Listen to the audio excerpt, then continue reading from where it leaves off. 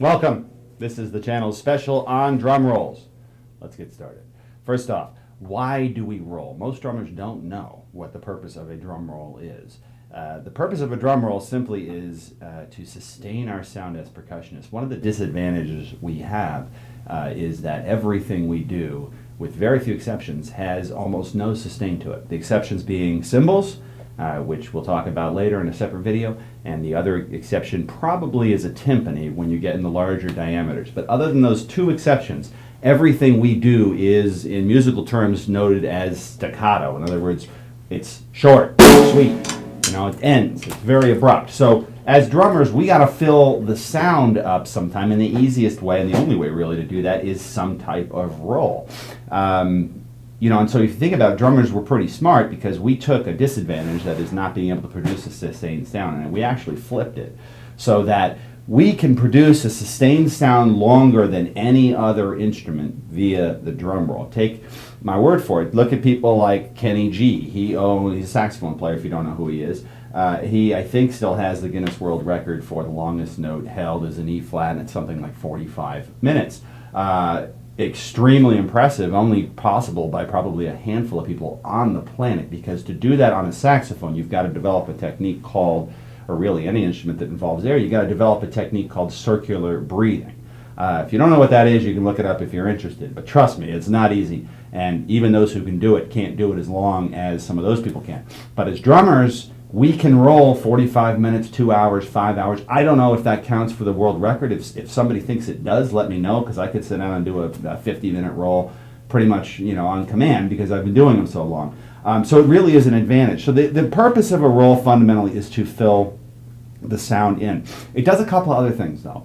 Over the years, you will notice that drum rolls, people are programmed, listeners, even non-musicians, people who listen to music, people who watch television, they are guided by drum rolls. And I say this because everybody knows when you hear a drum roll, something's coming. Something big is coming, right? No drum roll just stops. I mean, maybe they do sometimes, but for the most part, a cymbal crash is coming, or some loud entrance is coming, or you're building. This applies in every style of music. We think about your orchestral pieces where you got these really long drum rolls that go on for 60 measures. They're getting louder and louder slowly. It just builds, and everybody knows it adds this energy to it. So it's a way in your music as a drummer to signal where you're going, which makes the music more exciting. Audiences like it in music when what happens, when they can predict what happens. When what they think is happening is what's happening. A drum roll is the easiest way in all of music to do that.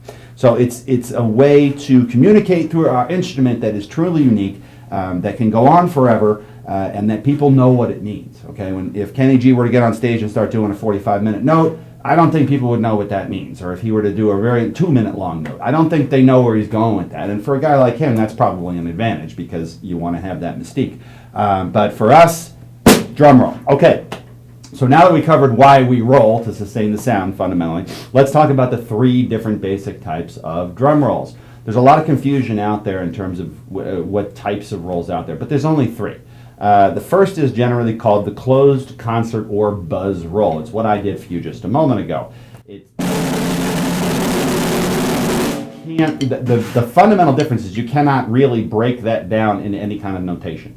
And by notation, I mean musical notation, other than a roll symbol. The other rolls you can, if you want, write it out as strokes. Concert rolls, buzz rolls, you can't do that. The goal of it is to fill as much sound as possible, certainly at the lower volumes. And then when things get a little bit louder, believe it or not, you're supposed to open up so it sounds slightly more like a double stroke roll, which we'll talk about in a minute.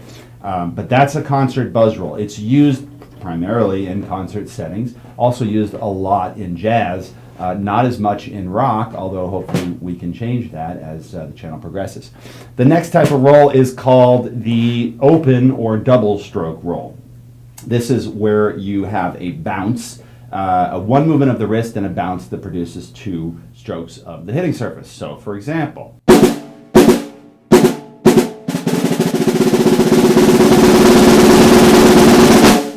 right there you can see my wrist going. There's actually 1 movement per double sped up. That can be indicated in notation and frequently is. The third, and the setting for double stroke roll pretty much going to be marching bands. You will see some in orchestral settings, although not as much. Virtually none that I know of quad double stroke roll in rock, although the technique is extremely important for any kit player because you're going to sooner or later want to double up on a tom or a cymbal or another tom or a bass drum or whatever. So the way to do that, and by double up I simply mean be able to sustain on two different drums at the same time, the way to do that, especially on an open drum like a tom-tom, is of course a double stroke roll. And it sounds better, frankly, and if, like I said a moment ago, it can be done in time. So you're simply doubling up on your strokes to enable you to play a little bit faster on the kit for certain fills and fill in. So that's its primary purpose. The final roll is called the single stroke roll. This one gets a fair amount of confusion, I should say, but what all it is you could think of it as sped up 16th notes or sextuplets to a very fast degree, such that you're trying to fill the sound as much as possible. I'll give you an example. The difference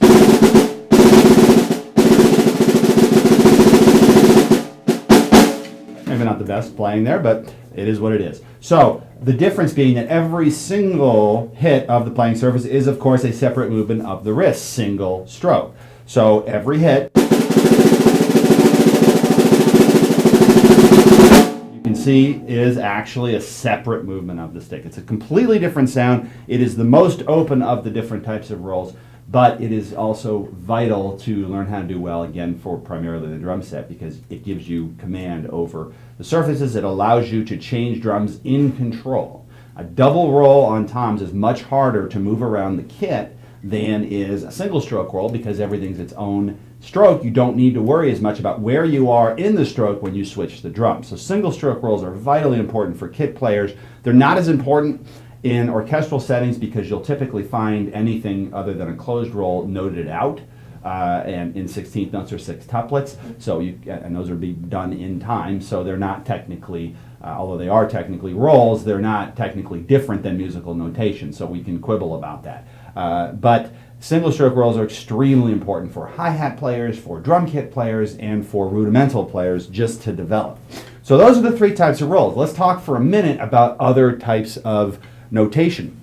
You'll hear things like a 5-stroke roll, 7-stroke roll, 9-stroke roll, right? 5-stroke roll is just 1, 2, 3, 4, 5. 7, 1, 2, 3, 4, 5, 6, 7. 9, just like that, okay? Don't worry so much about these terminologies. These terminologies, the 5-stroke, 7-stroke, 9-stroke roll, all the different stroke rolls that they have, those were invented for people that could count but could not read. They are fundamentally for rudimental players who, can be told play a 5-stroke roll rather than sit down and learn the 16th notes, sextuplets necessary to produce it. My point here is don't worry so much about knowing and focusing on the differences of 5, 7, and 9-stroke rolls. They tend not to be that important, although they do, as terminology-wise, survive. So, how do you roll? Our final topic. How do you learn to do it, I should say. And the first topic here is, well, for the short and double, that is single stroke and double stroke rolls. Stick control, stick control, stick control. I'm doing it on the channel. You will learn it there. If you do my channel videos and buy a copy of Stick Control, you will learn how to do single stroke rolls. That is the best and fastest way, in my opinion, to do them and do them well. Concert rolls, buzz rolls, as they're called, or closed rolls, are a little bit different. That is a separate technique, and it is so important it's worthy of an entire series on how to do it. Certainly a couple special videos. But until then, the basics are this. You want to focus on creating, actually, and this is just a starting point, but 3 hits per hand. You want to get them as close as possible. And if you do this in succession fast enough,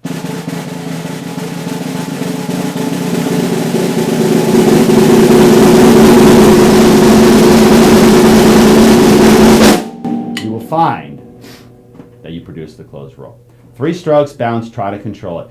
Loud, you open up a little bit like I just did, but don't worry about that for now. That's the last part of a very, very good concert roll. So, that's the basics of rolls. They're critical. They're overlooked in modern music, in my opinion, And so what we're going to do on this channel is you'll see me play a lot of roles. I love roles. I always have loved roles. It's one of my favorite things to do on both the kit and as a drummer at large. And I find the skill to be invaluable. So keep an eye out for additional specials on roll. In the meantime, there's your afternoon worth of education for the day, if nothing else. And please continue to watch the videos. Thanks a lot, guys.